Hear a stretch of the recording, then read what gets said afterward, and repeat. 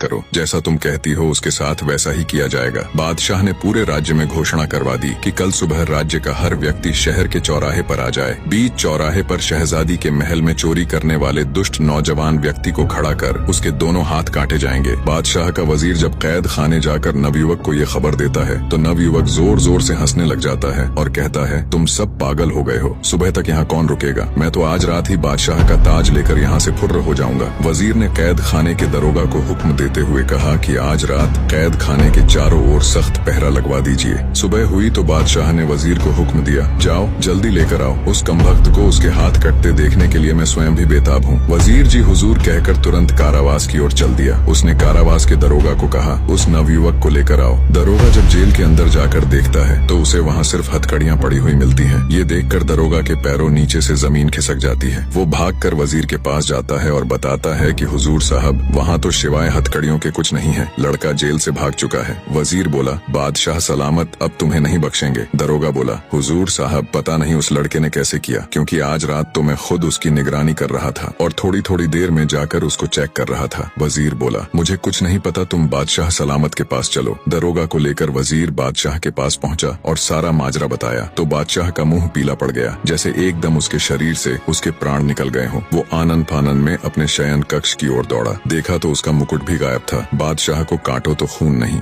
शहजादी बानो अपने पिता के महल में आती है। देखा तो बादशाह उदास बैठा हुआ है। शहजादी ने उनसे मायूसी का कारण पूछा तो बादशाह बोला, क्या फायदा मेरे बादशाह होने का, जब एक मामूली सा चोर लड़का मेरे महल में दाखिल हो जाता है और जो उसका मन करे उठा ले जाता है। शहजादी बोली, मुझे तो लगता है सभी नौकर उस कमबख्त से मिले हुए हैं, पर आप उदास मत हो अब्बा जान, एक तरीका है उसे पकड़ने का और आपका ताज फिर से पाने का। आप उस बूढ़े राहगीर को फिर से कैद करवा कर पूरे नगर में घोषणा करवा दीजिए कि बूढ़े मछुआरे की आंखें निकाल कर उसे शहजादी के महल में बंदी बनाकर रखा गया है, वो उसे बचाने जरूर आएगा। बादशाह के हुक्म की देर थी कि कुछ ही देर में सैनिक उस बूढ़े राहगीर को पकड़ लाए। बादशाह ने बूढ़े मछुआरे को आराम के साथ शाही कमरे में ठहराया और अपनी योजना अनुसार पूरे राज्य में घोषणा कर दी कि बूढ़े की आंखें निकाल उसे कैद करके रखा है। नवयुवक को जब पता चला तो उसके तन बदन में आग लग गई। उसने खुद से कहा, जब मेरे ऊपर वश नहीं चला तो उस बूढ़े राहगीर को ही उठा लिया, पर अब बस बहुत हुआ, अब इन सब का अंत करने का समय आ गया है। रात हुई तो शहजादी के महल के चारों तरफ कड़ा पहरा लगा दिया गया। कदम कदम पर शाही सैनिक अस्त्र शस्त्रों के साथ चौकन्ने खड़े थे। खुद बादशाह भी भेष बदलकर गश्त कर रहा था, पर तभी अचानक शहजादी के महल से